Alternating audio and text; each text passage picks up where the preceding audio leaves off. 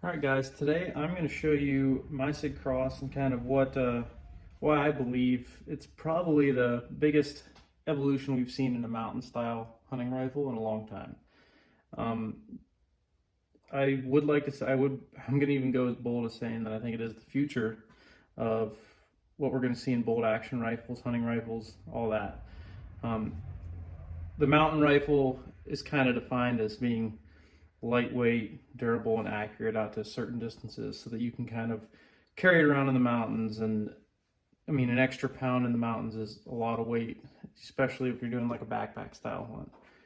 So anyways, let's dig into it. The Sig Cross is obviously it's a bolt action rifle, but what's different about it from your standard bolt action is that they've found a way to make it so that your whole receiver assembly is one piece.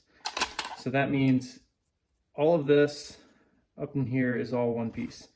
And it's made out of aluminum, so it's a lot lighter weight than you would get with a standard steel receiver.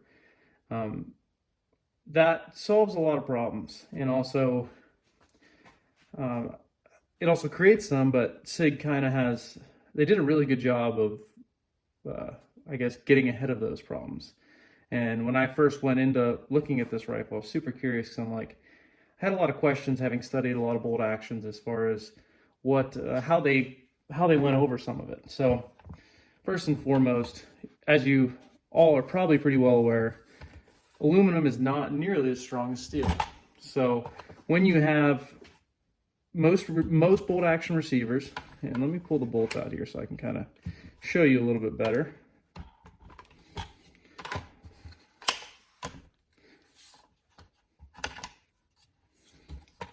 So most bolt action rifles, they lock up in the receiver. So what that means, and actually I have a really good example sitting right here next to me. This is a front ring of a Mauser. So your barrel threads into the front of so how it would look right now is if this was a Mauser, the bolt would lock in like that.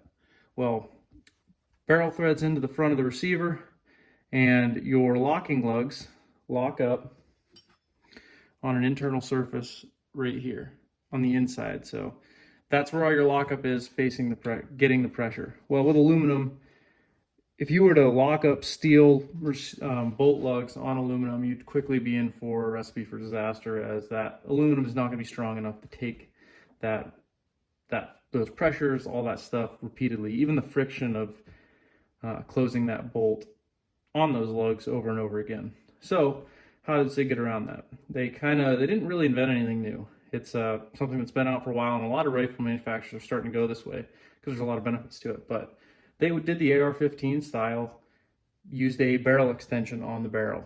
So instead of locking up in the receiver, your bolt head actually locks up on a threaded piece that threads on the end of the barrel that's made out of steel. What do you get? What's the advantage of that is you have weight savings of a piece of steel this big as opposed to a piece of steel this big. And aluminum is obviously a lot lighter than steel. So a couple things that also where a steel receiver has always been king, and where Sig did a really good job once again of, I guess, being ahead of this. So let's see. I'm going to put the bolt back in.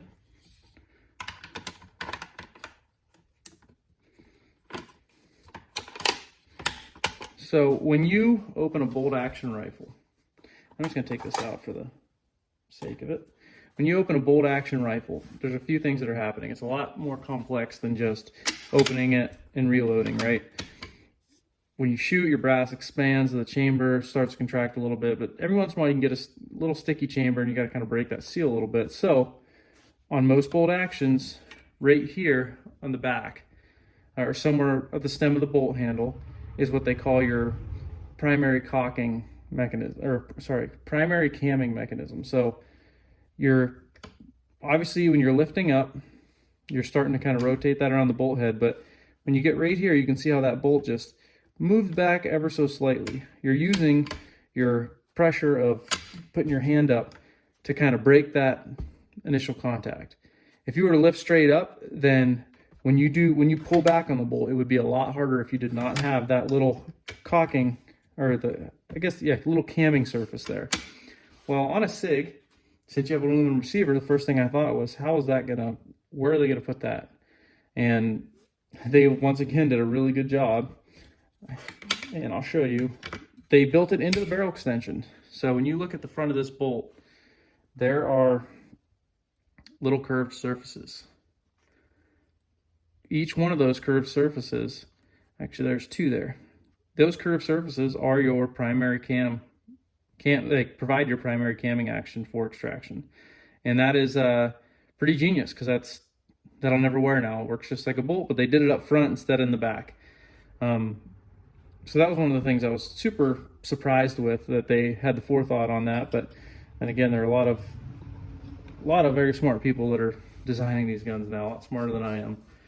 So that was a major step forward. So let's go into the barrel extension part of it and why it's so, I guess, not revolutionary, but yeah, I guess you could say revolutionary. And to be honest, I don't know why it's taken so long for the bolt action market to start going this direction.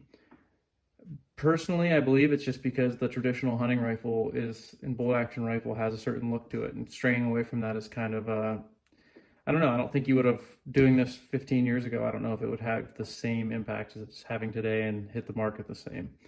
But having those barrel extensions, what you can get is very quick, well, you can quick change barrels. Obviously, you're not going to hold your zero, but quick change barrels, change calibers, all that kind of stuff. And another thing that they did is you have a separate bolt head. So down the road, I foresee them having different bolt head diameters so that you can swap out barrels of different calibers, all of that. Right now, it's just in a short action. I know they've had a prototype long action for a while, but we have yet to see that. So that's one of the first things that I'll say with the Sig. So another place where this design, the Sig has come up with this one-piece receiver. And I know, like I said, I know other people are doing it. I don't have a list of them. Sig's definitely the most prominent in the market yet right now. I don't think they were the first. I want to say like the Q Fix was or something like that, but that's in a whole different price range. So another place where you really get the benefit of having a one-piece receiver that has everything is, how many times have you heard action screw torque or pillar bedding or bedding in general? Well, none of that's an issue here, because you don't have screws going up through the stock that are torquing the action and twisting it and doing any of that. It's all one rigid piece, right? So instead of having to worry about all of this, everything's focused right here in rigidity. And from what I can tell you, from just shooting factory ammo, I haven't worked up panel loads for this yet. I will here very soon though. From what I can tell you is this thing is accurate. I'm shooting Hornady Precision Hunter ammo with it, and I'm holding less than half-inch groups at 100 yards. That was out of the box. I did throw a dead air muzzle brake on it, and that's so that I can run a suppressor from time to time. I get a shift of about 2 MOA vertical when I'm running the suppressor, but I haven't done enough testing. It's kind of a little bit inconsistent, mounting it and remounting it to see where exactly. I'm not fully confident I can take it off and remount it and have the accuracy that I want out of it. It's not shifting far. Everything's within 2 inches of the bullseye, but I'd like to know consistently what's going to happen when I do that. So, but that's a different topic in general. So again, with this one-piece receiver, I'm sorry this is getting a long video, but hopefully I'm answering a lot of questions. One of the things I think would be a very, I guess, one of the harder parts with adopting something like this is the trigger assembly and aftermarket parts. Luckily, this trigger is actually pretty freaking phenomenal. I really like it. And I haven't even adjusted it from the factory, and I think I'm sitting at like a little less than 3 pounds, or 2 3/4 or something like that. It's a 2-stage, so you have to get used to that. And I've actually had the whole thing apart and messing around with it. And it's a pretty interesting design. I hope to do a video on that probably this winter, because I do plan on taking this to Montana this year for deer and elk, just to give it a try.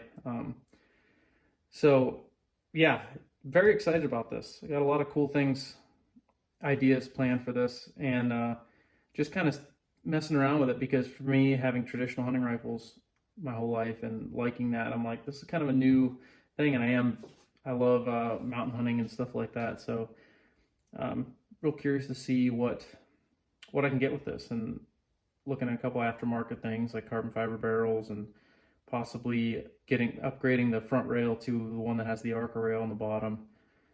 But overall, I'm pretty happy with it so far.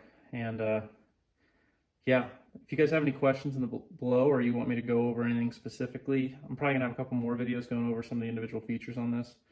But yeah, I hope you guys liked it. Thanks.